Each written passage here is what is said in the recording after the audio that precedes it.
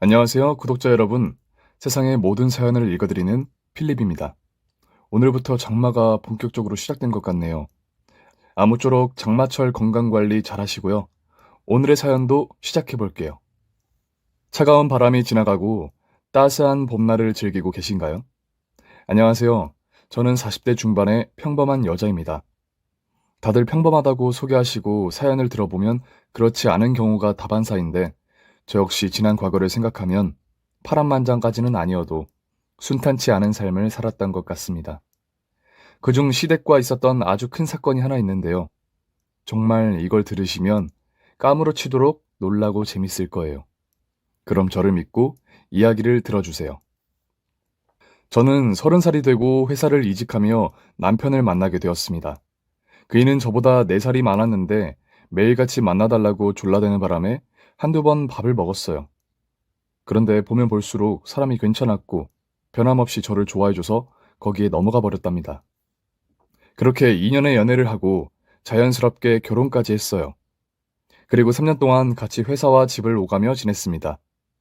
그러던 중 저는 임신을 하게 되었고 입덧이 너무 심해서 회사에 나가지 못할 지경까지 이르렀어요. 그러자 그이는 저에게 회사를 그만두라고 했답니다.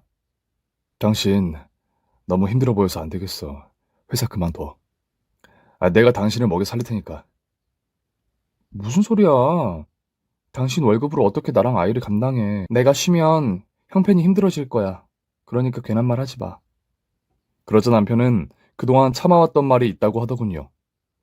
나 말이야, 사업하는 게 좋겠어. 우리 식구를 위해서라도 지금보다 나은 가장이 되는 게 좋지 않겠어? 사업 자금은 내 퇴직금이면 충분할 것 같아. 처음엔 다들 작게 시작하니까. 뭐? 사업? 무슨 사업이야. 사업해서 망한 사람 한두 명 봤어? 우리 회사에 다니던 실력 있는 박 과장님도 회사 차렸다가 쫄딱 망했다잖아. 당신도 그렇게 되고 싶어? 제 만류에도 그이는 한 번만 기회를 달라고 했습니다. 모두 저와 뱃속의 아이를 위해 내린 결정이라며 자신 있으니 믿어달라고 사정을 하더군요. 그래서 전 생각 좀 더 해보자고 말했고 그이는 매일 저녁마다 사업 이야기를 꺼냈습니다. 남편의 결심이 얼마나 컸는지 제가 아무리 말려봐도 통하지 않았어요. 한 달 동안 사업을 하느냐 마느냐에 대한 이야기로 매일같이 말다툼을 하니 저도 진이 빠지더라고요. 그런데 생각해보니 남편의 말대로 집에서 살림하고 아이를 키우는 것도 나쁘지 않을 거란 생각이 들었습니다. 게다가 남편이 성공할 자신이 있다고 귀에 못이 박히도록 말하니 믿음도 생기더라고요. 그래서 결국 저와 남편은 회사를 나오게 되었고 그이는 곧바로 사무실을 임대해 사업을 시작하게 되었습니다. 그런데 역시나 사업은 처음부터 잘 되는 게 아니었어요. 남편은 몇 날 며칠을 사무실에서 밤을 지새우며 거래처를 구하려고 갖은 애를 썼답니다. 다행히 얼마 지나지 않아 거래처 몇 군데를 뚫어 이익이 발생하기 시작했고 제 배가 불러올 때쯤에는 여러 업체와 거래를 하며 많은 돈을 벌어들였네요. 그래서 전 남편 덕분에 호강하며 태교를 했고 몇 달 뒤에는 건강하고 잘생긴 아들을 낳게 되었답니다. 본격적인 육아를 시작해보니 회사 다니는 게 훨씬 낫겠다 싶을 만큼 힘들었어요. 아들 녀석은 어찌나 많이 우는지 제대로 쉬지도 못하고 살림과 육아를 이어나갔어요. 한편 남편은 제가 걱정하지 않아도 될 만큼 사업을 잘 운영해 나갔고 직원도 셋이나 뽑아 일의 영역을 넓혀갔습니다. 더불어 더 넓은 평수의 아파트로 이사까지 했답니다. 그래서 전 앞으로 돈 걱정은 하지 않고 살아도 되겠구나 하는 심정으로 집안에만 온 신경을 쓰며 지낼 수 있었어요. 그렇게 세월은 빠르게 흘러갔고 제 아들이 유치원에 들어갈 만큼 성장하자 남편의 사업이 조금씩 어려워지기 시작했어요. 회사가 망할 정도는 아니었지만 그이가 가져다 주는 돈이 제가 회사에 다녔을 때 받던 만큼의 수준이었거든요. 이에 저도 다시 회사에 다녀야겠다는 생각이 들어 남편 몰래 여러 군데 이력서를 넣었답니다. 그런데 경력 단절과 애엄마라는 이유로 저를 받아주는 회사는 어디에도 없었습니다. 화가 나기도 했고 6년 동안 저 자신이 정체되어 있다는 것에 회의감도 들었어요. 어쩔 수 없이 저는 그동안 해왔던 살림과 아들을 돌보는 주부로 지내며 알바거리를 찾아다녔습니다. 남편은 곧 사업이 커질 테니 일 같은 건 하지 말라고 했는데 아들 교육비와 생활비만 충당해도 돈이 순식간에 사라지니 제가 손을 보탤 수밖에 없었어요. 그래서 제가 구한 알바는 학원 홍보를 위한 전단지 배포 알바였어요. 아들이 유치원에 가 있는 동안 할 수 있는 일을 찾다 보니 전단지만큼 좋은 게 없더라고요. 게다가 시급도 다른 알바보다 후하게 쳐줘서 마다할 이유가 없었죠. 그렇게 짬내며 알바를 한 달 동안 했더니 예전 생각이 문득 떠올랐습니다. 사회생활을 오래 한 건 아니었지만 나름대로 자부심도 있었고 돈 버는 재미도 있어 자주 회상했네요. 여하튼 제가 알바로 번 첫 월급은 120만 원이었어요. 하루 5시간 투자해서 그 정도를 벌었으면 괜찮지 않나요? 저는 매우 흡족해서 전단지 알바를 계속할 마음이었답니다. 하지만 얼마 못 가 남편에게 알바하는 사실을 들켜버렸어요. 그이는 저에게 상처되는 말을 하더군요. 여보, 아무리 돈이 없어도 그렇지. 전단지 알바가 뭐야? 당신은 회사 사장 사모님이라고. 무슨 말이 그래? 사장 마누라는 전단지 돌리면 창피해하는 거야? 직업에 귀천이 어디 있냐고. 그리고 당신이 사장이면 뭐해? 당신이 가져다 주는 월급으로 생활이 안 된다고. 적금까지 깨야 할 판인데 가만히 있으라고? 저의 전곡을 찌르는 말에 속상했는지 남편은 더 이상 말하지 않았습니다. 이렇게 저는 전단지 알바를 계속했어요. 1년 동안 꾸준히 일해 시급까지 오르게 되었죠. 하지만 얼마 지나지 않아 학원장이 바뀌고 전단지 홍보를 하지 않겠다고 하며 저를 잘랐습니다. 하루아침에 날벼락이라는 말 아시죠? 그것처럼 알바하러 가는 길에 해고 전화를 받았네요. 그래서 다른 곳에 전단지 알바를 알아보는데 자리가 거의 없더라고요. 결국 다시 전업주부로 돌아왔고 아들과 남편을 뒷바라지하며 살림에 충실했답니다. 세월이 조금 더 흘러 아들이 초등학교에 들어가게 되자 제 걱정은 더 커졌어요. 남편의 사업이 지지부진하니 취직 자리를 찾아야겠다고 결심했죠. 그렇게 이력서를 다시 꾸며 여러 회사에 지원했고 초조한 마음으로 결과를 기다리고 있었어요. 하루 종일 핸드폰을 손에서 놓지 않고 있을 정도로 간절했답니다. 하지만 역시나 저를 받아주겠다고 연락 오는 회사는 한 군데도 없었어요.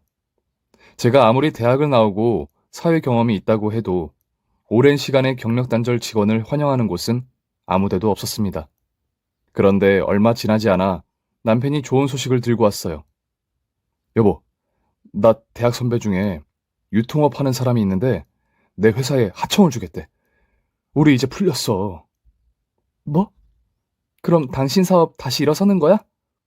그렇다니까. 손 안 대고 코 푸는 격이야. 수십 군데 거래처가 그냥 생기는 거라고. 저는 그동안 속으로 끙끙 앓았던 근심과 걱정이 사라지는 걸 느꼈습니다.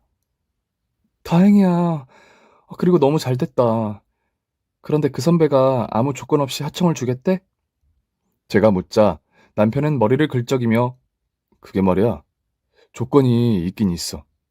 1년 동안 내가 받을 수 있는 수익의 절반을 먼저 달라네. 그런데 뭐 그 정도는 감수해야지. 하고 또다시 저에게 걱정을 안겨주었어요. 아직 일어나지도 않은 수익을 미리 달라고? 무슨 조건이 그래? 그래서 얼마나 줘야 하는데? 그러자 남편은 제 눈치를 살피며 손가락 4개를 폈습니다. 4억이야. 당신이 무슨 생각하는 줄 아는데 그 돈만 주면 우리 앞길이 창창하게 핀다니까. 우리 아들도 남부럽지 않게 키울 수 있다고. 그러니까 여보, 긍정적으로 생각해줘. 응?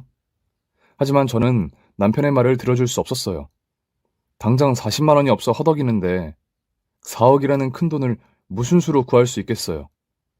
남편이 제 생각을 읽었는지 여보, 우리에겐 대출이라는 게 있잖아.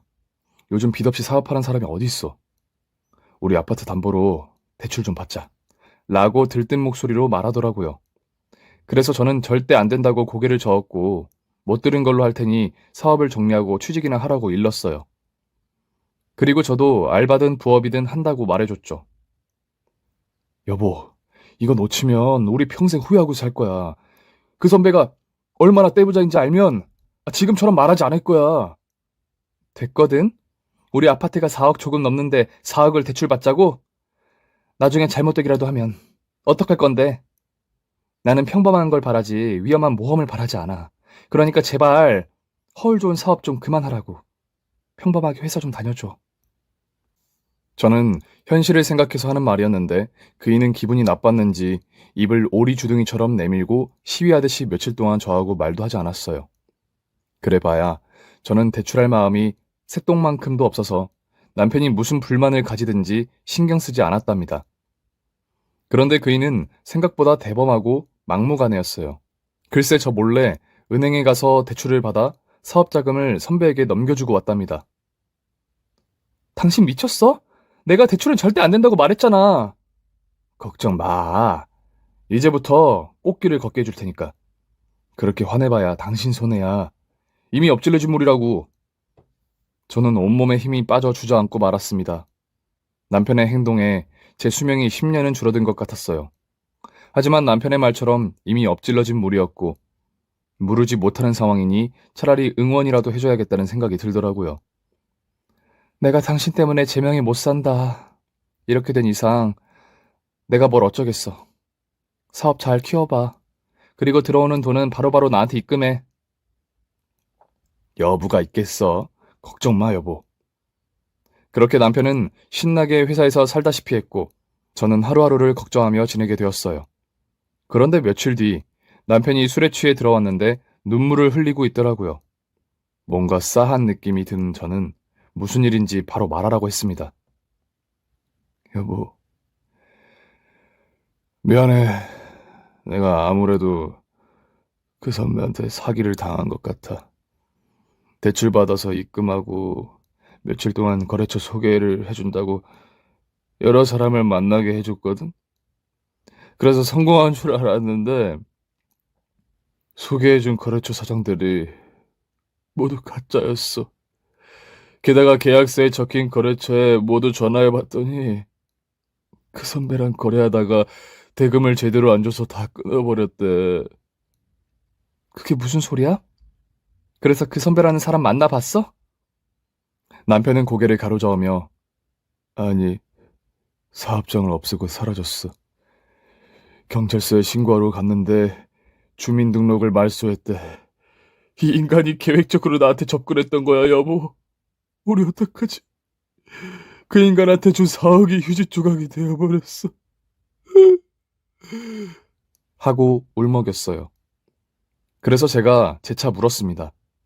그러니까 우리가 대출받은 돈도 날아갔고 당신 선배라는 사람은 주민등록을 말소해서 찾을 방법이 없다는 거야? 어, 경찰 말로는 수배는 내린다고 했는데 찾는데 오래 걸리거나 어려울 수 있대. 내가 계약서에 사인하기 전에 거래처를 모두 가봤어야 했는데 일을 망쳐버렸어. 그제야 저는 미치고 팔짝 뛰는 기분이 뭔지 알 수 있었어요. 저는 화낼 기운조차 없어서 쓰러지듯 누워버렸습니다. 그이가 옆에서 미안하다, 잘못했다 사과하는데 제 귀에는 아무 소리도 들리지 않았어요. 그렇게 저는 며칠 동안 알아눕게 되었고 한 달여간을 그이와 대화하지 않았답니다. 그이는 어떻게든 해보겠다며 사무실에 나갔지만 하루아침에 사업이 일어서는 게 아니었기 때문 아무런 수확 없이 집으로 돌아왔어요. 게다가 엎친 데 겹친 격으로 남편 사무실 직원 셋이 나란히 퇴사하면서 퇴직금까지 입금해줘야 했습니다. 그래서 결국 남편은 사무실을 정리하고 나온 보증금으로 직원들의 퇴직금을 보내주었고 백수가 된 채 집으로 돌아왔네요. 저는 이성적으로 판단하고 남편에게 현실을 직시하자고 말했습니다. 당신 빨리 취직해. 나도 일자리 알아볼 테니까 우리에게 가장 시급한 건 대출금을 갚아나가는 것뿐이야. 회사? 여보, 그러지 말고 조금만 기다려줘. 내가 그 선배를 잡든지 엄마한테 돈이라도 빌리든지 할 테니까. 그이는 불가능하고 답답한 대답을 하며 매일 어디론가 싸돌아다녔습니다. 그래서 정신 못 차린 남편 대신에 저라도 벌어야 한다는 생각에 아들이 학교에 가 있는 동안 할 수 있는 일을 찾아다녔어요. 그러다 우연히 아들이 학교 근처 마트에서 종업원을 구한다는 종이가 붙여 있는 걸 보게 되었고 바로 면접을 보고 취직하게 되었답니다. 이튿날 아침에 아들과 함께 집을 나서서 마트에서 캐셔로 일을 하고 오후 4시에 학교 돌봄 교실로 가서 아들을 데리고 집으로 돌아오는 생활을 시작했어요. 한편 남편은 매일 술에 취해 들어왔고 다음날 늦게까지 잠을 잤어요. 선배에게 사기당하고 사업당 문까지 닫았으니 속이 쓰릴만도 했죠. 그래서 당분간은 남편에게 잔소리하지 않고 그대로 두었어요. 그런데 그이는 일할 마음이 없는지 한 달이 지나도 도통 움직일 생각을 하지 않았답니다.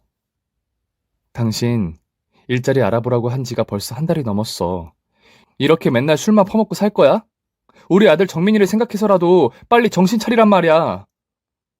알았어, 그만 좀 해라. 엄청 떽떽거리네. 내가 알아서 대출금 다 갚을 테니까 걱정하지 마. 뭘 잘했다고 저에게 언성을 높이는지 남편의 반항심은 하루가 다르게 심해졌어요. 그렇게 저 혼자 생활비를 충당하고 대출금 이자를 아주 조금씩 갚아가는데 턱없이 부족했어요. 은행원이 저에게 이렇게 가다간 경매로 넘어갈 수 있으니 방법을 강구하라고 조언까지 해줬답니다. 그래서 집에 있는 남편에게 말했더니 듣는 척도 하지 않았어요. 자기가 저지른 일을 해결할 생각은커녕 술에 찌들어 있어 어떻게든 되겠지 하는 마음 편한 얼굴로 있더라고요. 결국 6개월 뒤에 대출금을 제대로 갚지 못해 채권자가 다녀가고 감정평가사까지 다녀갔습니다. 그리고 압류장이 날아왔어요. 1차 경매로 집이 4억 원에 산다는 사람이 있다며 집에서 나가라는 친절한 안내문과 함께 말이죠. 저는 버텨보려고 했지만 남편이 손을 놓고 있으니 이 지경까지 이르고 말았답니다. 그래서 저희 식구는 어쩔 수 없이 아파트를 비워주기 전에 살 곳부터 찾아다녔어요. 그런데 당장 월세 보증금도 없었기 때문에 갈 곳이 없었습니다. 그러자 남편은 시댁에서 당분간 지내자 했고 선택권이 없던 저는 그이의 말을 따를 수밖에 없었어요. 그렇게 보름 뒤 저희 식구는 최소한의 집만 가지고 시댁으로 들어가게 되었습니다. 시어머니와 아직 결혼하지 않은 시누이가 둘이 있는데 탐탁지 않은 눈으로 보더라고요. 하지만 어쩌겠어요.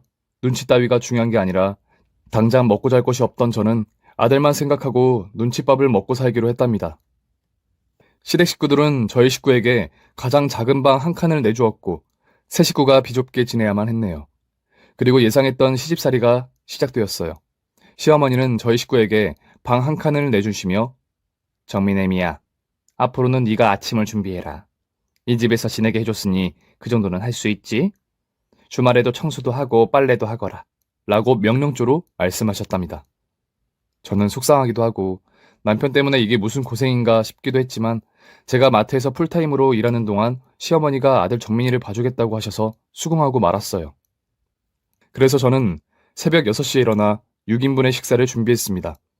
그런데 시누이 둘은 나이가 30이 넘었는데도 제가 차려주는 밥만 얻어먹더라고요.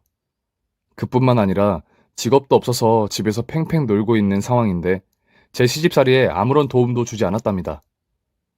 그래서 저는 혼자 시댁 살림을 다 맡았고 마트에서 버는 돈으로 생활비까지 보탰어요. 남편은 시누이들과 함께 히히덕거리며 백수로 계속 지냈고요.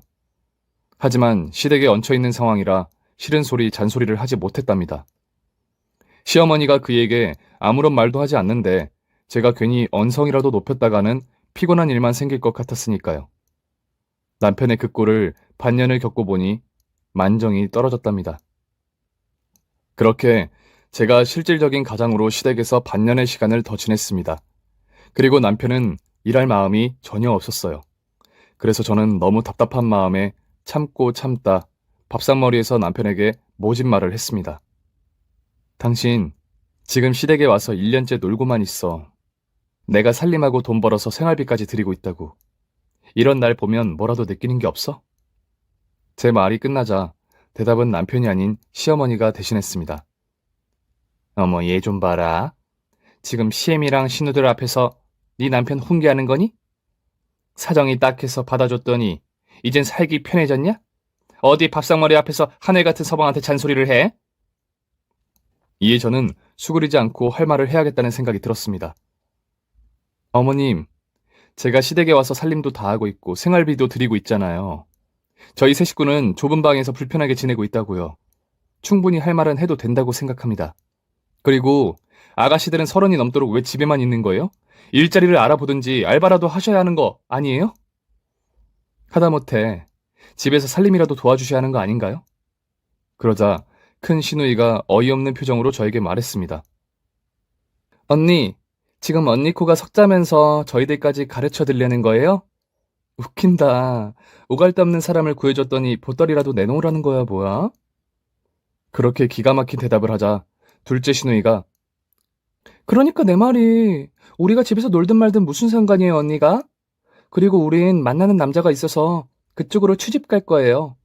일 안 하고 살아도 될 만큼 잘난 남자들이니까 오지랖 부리지 마세요. 아시겠어요?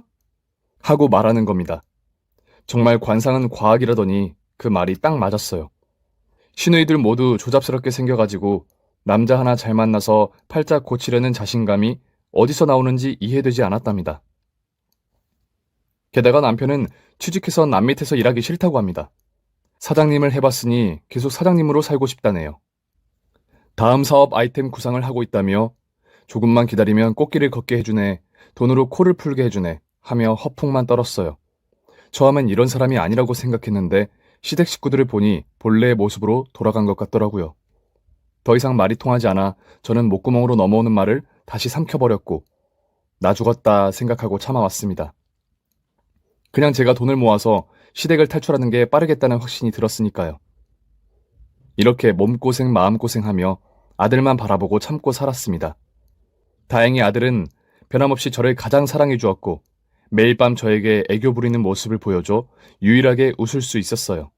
그리고 몇 주의 시간이 흐르고 저에게 또 다른 시련이 찾아왔습니다. 그동안 먹고 살기 바쁘다는 이유로 자주 찾아뵙지 못했던 친정엄마가 갑자기 돌아가셨어요. 저는 그 연락을 받고 얼마나 많은 눈물을 흘렸던지 아직도 그날만 생각하면 코끝이 찡해진답니다.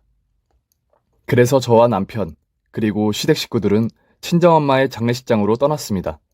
시골이라 조금 먼 길이었는데 시어머니와 시누이들이 함께 와줘서 그동안의 마음이 조금 사라졌어요.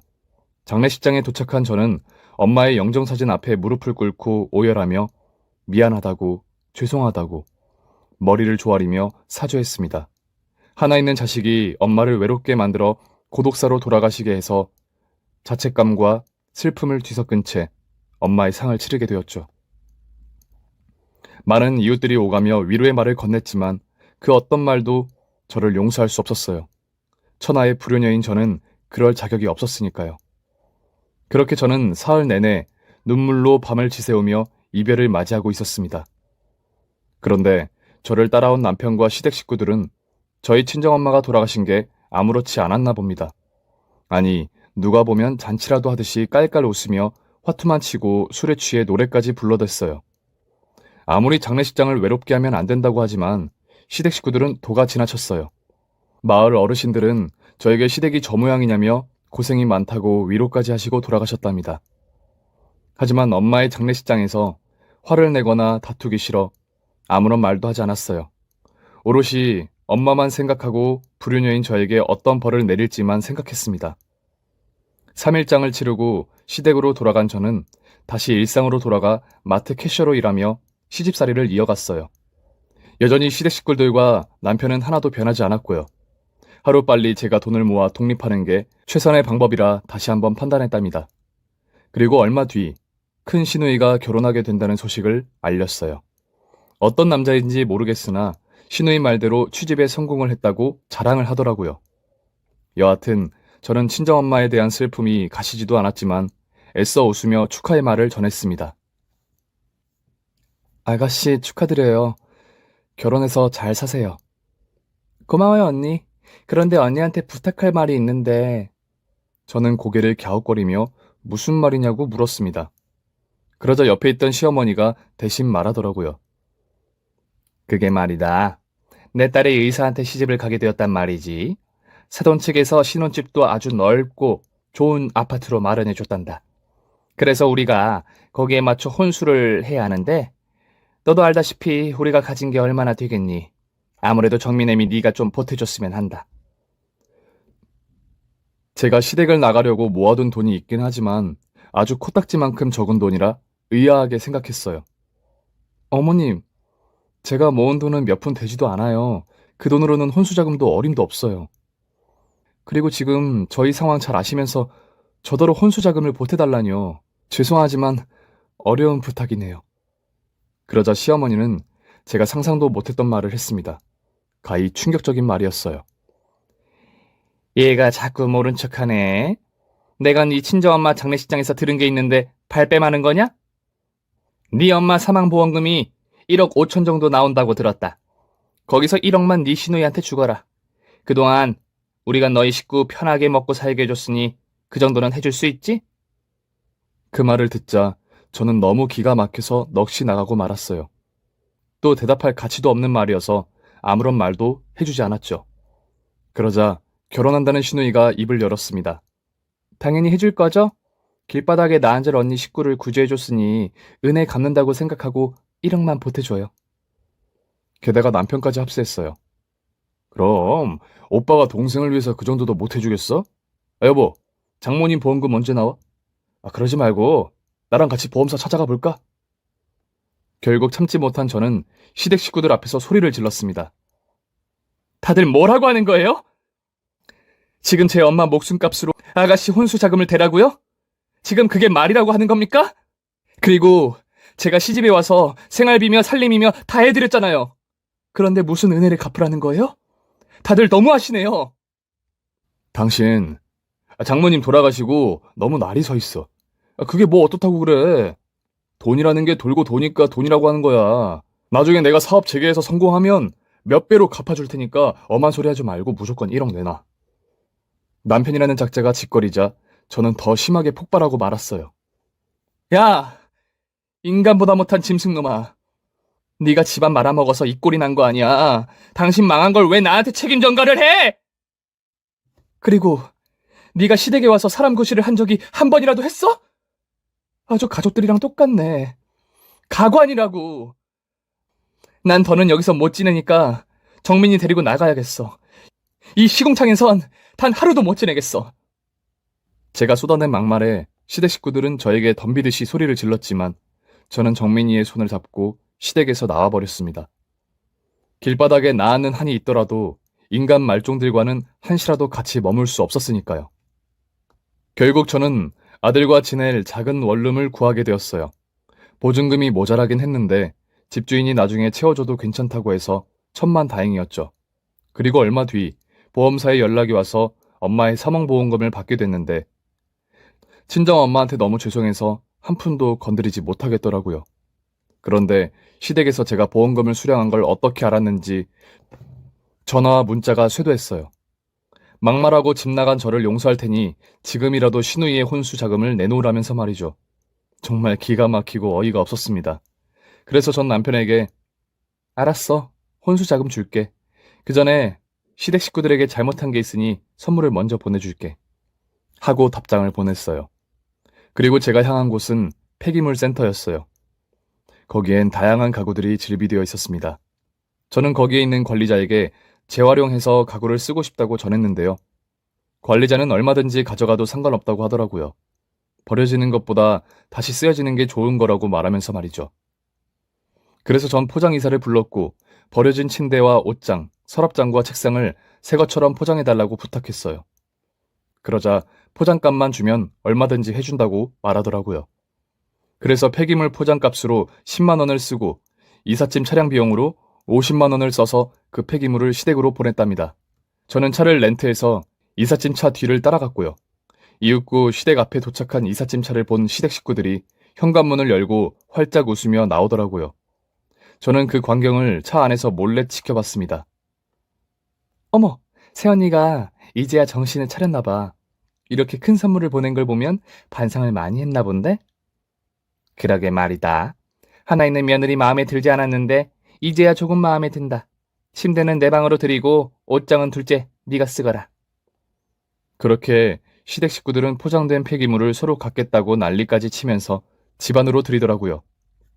그리고 잠시 후 1층에 있던 시댁 베란다 문 사이로 포장을 뜯는 남편과 시댁 식구들이 보였습니다. 그들은 폐기물인 걸 확인하고 얼마나 경악했던지 있는 욕 없는 욕 짓거리며 소리를 고래고래 질렀답니다. 특히 시어머니는 얼마나 분노했는지 망할 것! 이게 지금 우리를 놀리는구나. 감히 내 집에 이런 쓰레기를 보내? 정민애비, 빨리 그녀한테 전화 걸어. 하고 온몸을 부들부들 떨더라고요. 잠시 후 제 핸드폰이 울리자 베란다 사이로 보이는 시댁 식구를 보며 전화를 받았습니다. 내 선물 잘 받았어? 아가씨가 그렇게 바라던 혼수 좀 준비해봤어. 마음에 들었으면 좋겠다. 야, 너 우리랑 장난해? 뭐? 선물이 마음에 들었냐고? 너 무슨 생각으로 이런 쓰레기를 보낸 거야? 당장 집으로 들어와! 흥분한 남편에게 저는 마지막 말을 해주었어요. 아, 아직 진짜 선물을 못 받구나. 내가 보낸 가구들 중 하나에 숨겨놓은 게 있어. 그게 진짜 선물이야. 그럼 잘 찾아봐. 전화를 끊고 남편은 다시 흥분의 목소리로 엄마, 진짜 선물은 따로 있대. 빨리 가구들 열어봐. 라고 하더니 열심히 제가 준 선물을 찾더군요. 그 모습이 얼마나 웃기고 한심해 보이던지 혼자 보기 아까웠답니다. 이윽고 남편이 옷장 안에 있던 선물을 찾아냈습니다. 그리고 그의 얼굴이 일그러지더라고요. 제가 보낸 선물이 바로 이혼 소장이었거든요. 덧붙여 내용 증명서까지 덤으로 주었답니다. 실은 제가 엄마의 보험금 일부를 이혼 전문 변호사를 고용했어요. 꽤 비싼 변호사라 위자료를 왕창 받아주겠다고 했거든요.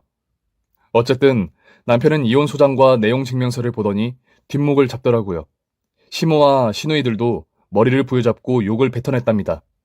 그리고 걸려오는 남편과 시댁 식구들의 전화는 일절 받지 않았고 제 변호사가 잡은 재판 날짜에 법원에서 보게 되었어요. 시댁도 저에게 위자료를 주지 않으려고 변호사를 고용한 것 같은데 제 변호사와는 잽도 되지 않았습니다. 무슨 준비를 그렇게 엉성하게 했는지 사실과 다른 내용을 판사님 앞에서 주저리 떠들더라고요. 결국 저는 남편이 잃었던 재산 4억 중 2억의 위자료를 받게 되었고 추가로 시어머니한테 줬던 생활비 전액과 정신적 스트레스를 준 보상금까지 얹어서 받게 되었습니다.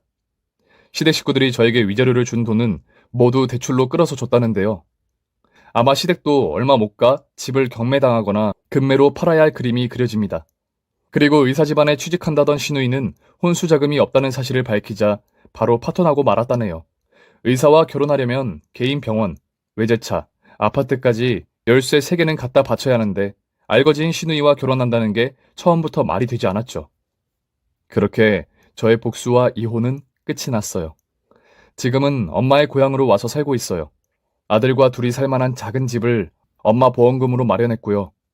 시댁의 복수는 제대로 해줬지만 친정엄마에 대한 죄송함은 언제쯤 씻어질지 모르겠네요. 가끔, 아니 자주 엄마의 품이 그립습니다. 불효를 저지른 제가 그런 마음을 가질 자격이 없다는 건 알지만 미치도록 엄마가 그리워요. 오늘 사연도 잘 들으셨죠? 그럼 좋은 하루 보내시고요. 저는 다음 시간에 찾아뵙도록 하겠습니다.